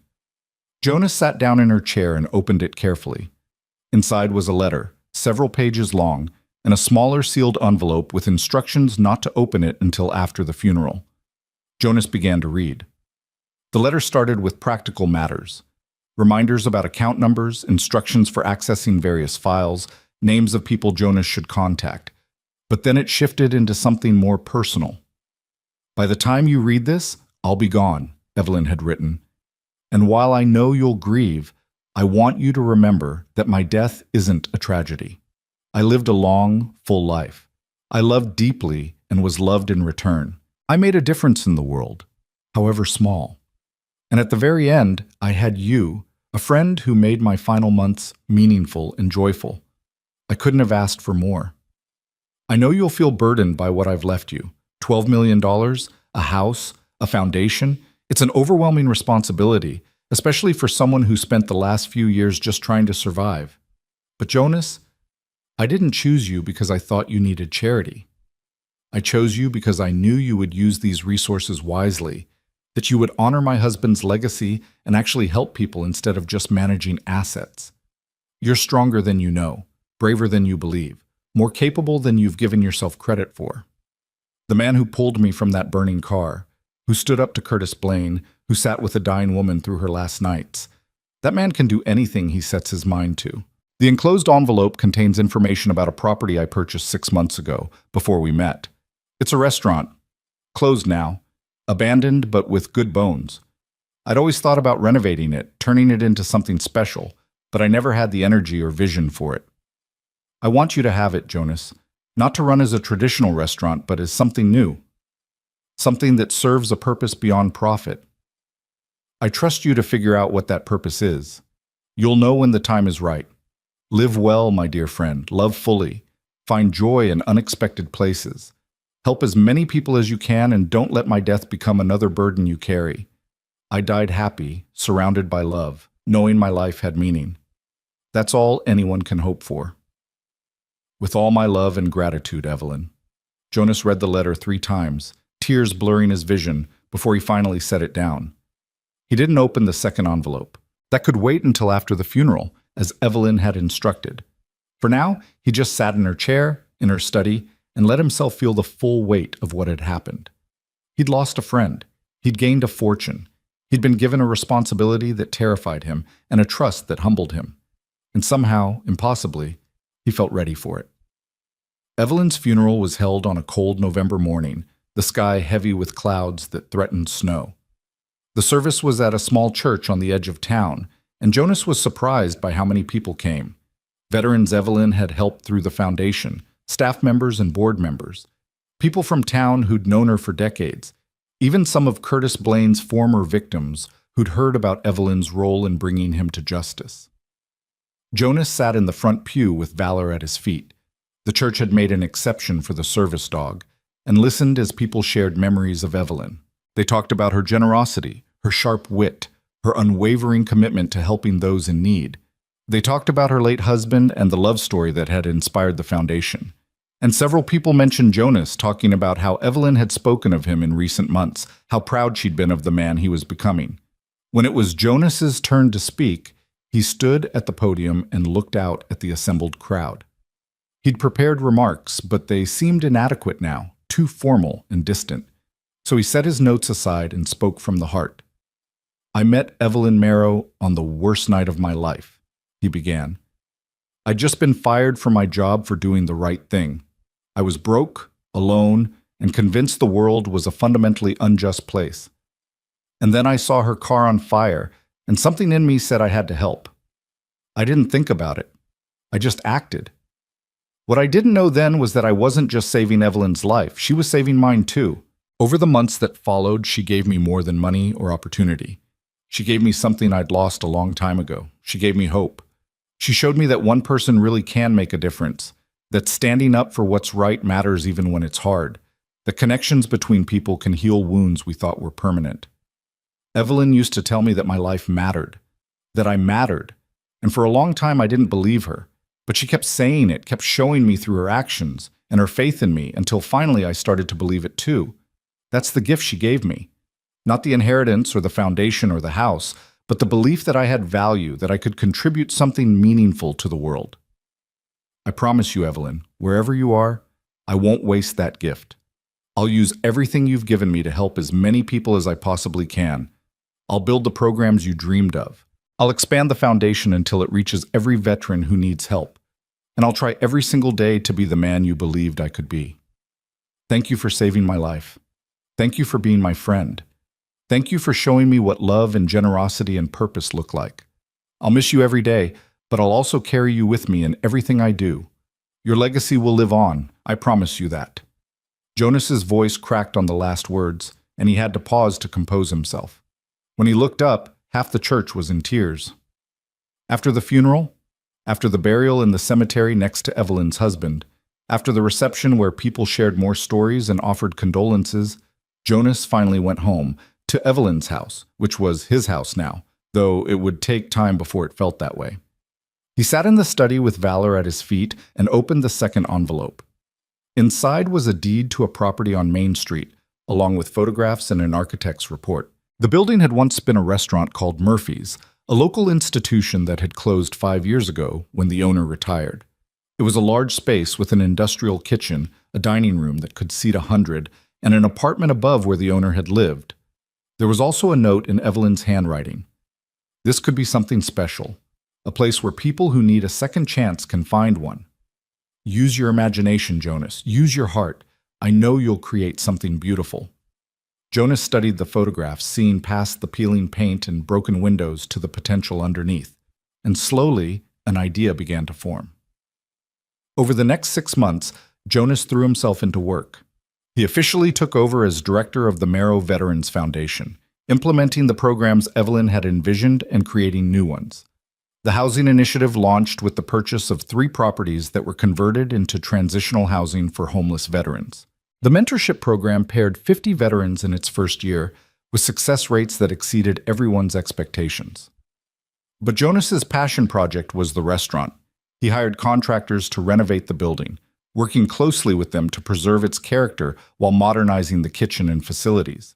He met with chefs and managers and staff, building a team that shared his vision. And he created a concept that was part restaurant, part training program, part second chance initiative. The restaurant would be called Second Chance Grill, and it would operate on a simple principle. Anyone who needed a fresh start could work there, regardless of their background.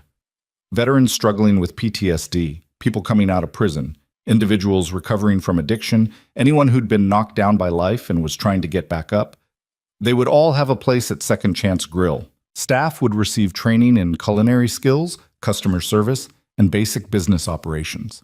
They would earn fair wages and have access to counseling and support services.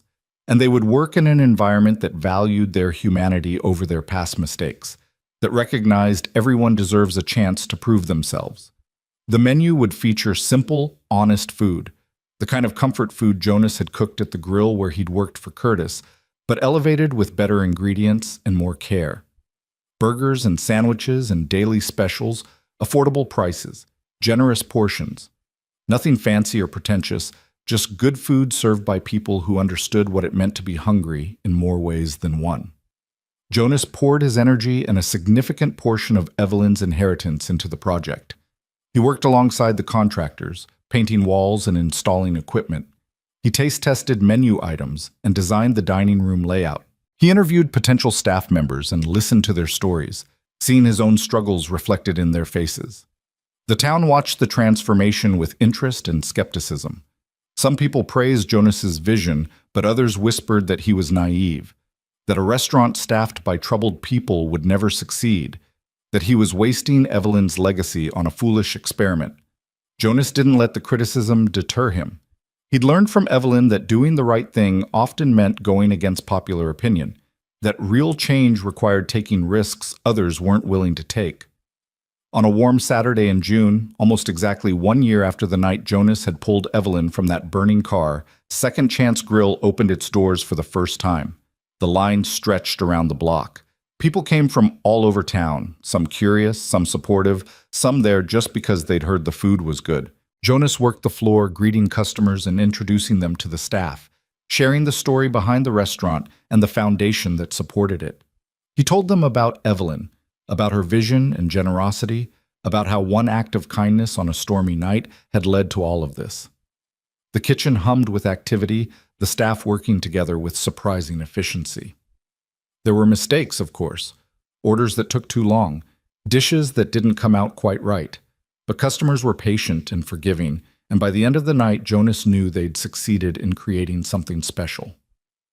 As the restaurant was closing, as Jonas was helping clean up and preparing to send the exhausted but exhilarated staff home, the front door opened one more time. Jonas looked up, ready to apologetically inform the latecomer that they were closed, and stopped short. Richard Pemberton stood in the doorway, a smile on his face. "I had to see it for myself," the attorney said, walking into the dining room and looking around with obvious approval. "Jonas, this is remarkable. Evelyn would be so proud." "I hope so," Jonas said quietly. "I tried to honor her vision while making it my own." "You did more than that. You took what she gave you and multiplied it. This restaurant, the foundation programs, everything you've accomplished in the past year, it's extraordinary." Pemberton pulled an envelope from his briefcase. "I have something for you. Evelyn left instructions for me to give you this on the 1-year anniversary of her death, or on the day Second Chance Grill opened, whichever came first." Jonas took the envelope with trembling hands. Inside was a single page written in Evelyn's distinctive handwriting. "Dear Jonas, if you're reading this, it means you did it. You took the leap. You trusted yourself enough to build something meaningful. I knew you would, but I'm still proud of you for proving me right. I want you to know that saving my life that night was the greatest gift anyone ever gave me. Not because it extended my time on Earth, though I'm grateful for the months we had together, but because it reminded me that I still had something to offer the world. You woke me up from a decade of sleepwalking through life, and you gave me a reason to care again. We saved each other, Jonas. Never forget that, and never forget that the capacity to save others, to change lives through simple acts of courage and kindness, lives within you always. You don't need money or resources or permission. You just need to see someone in need and choose to help. Live boldly, love deeply, help generously, and know that somewhere, in whatever comes after this life, I'm watching and cheering you on. With eternal gratitude and love, Evelyn."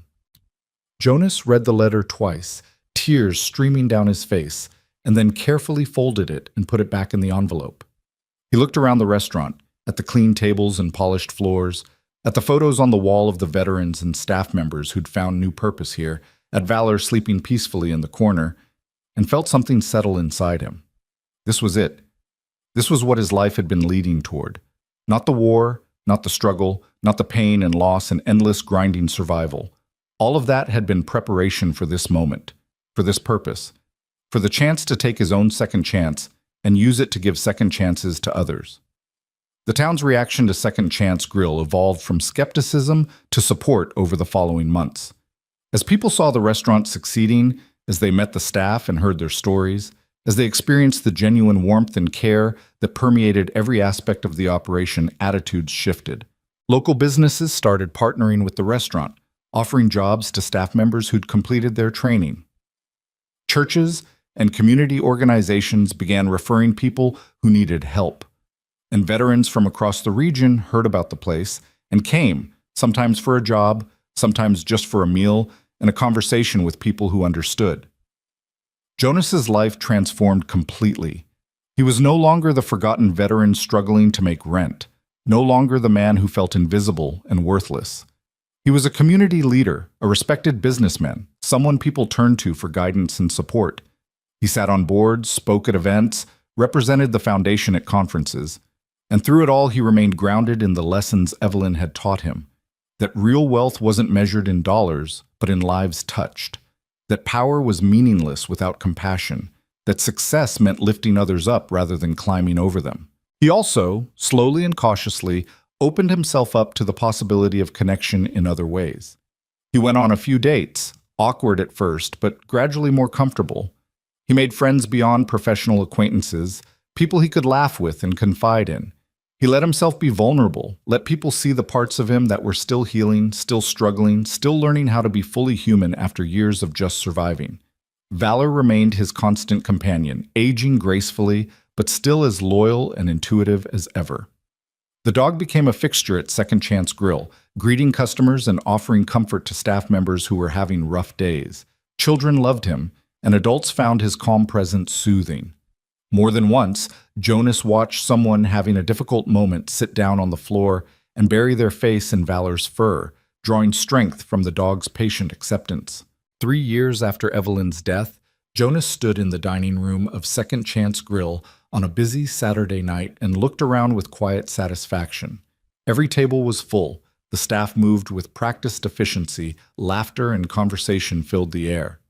In the back corner, a young veteran named Marcus was celebrating his first day at a new job, surrounded by the Second Chance staff who'd trained and supported him. Near the front, an elderly couple who'd been coming every week since the restaurant opened was holding hands across their table, smiling at each other with the kind of contentment that comes from decades of love. And on the wall near the entrance hung a photograph of Evelyn Marrow, elegant in her red coat, silver hair shining, pale blue eyes bright with intelligence and warmth. Beneath it, a small plaque read, "In memory of Evelyn Marrow, who believed everyone deserves a second chance. This restaurant exists because she gave one to me. Jonas Hale."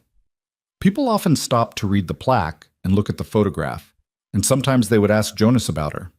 He always took the time to tell them the story, about the storm, the fire, the woman he'd saved who'd ended up saving him.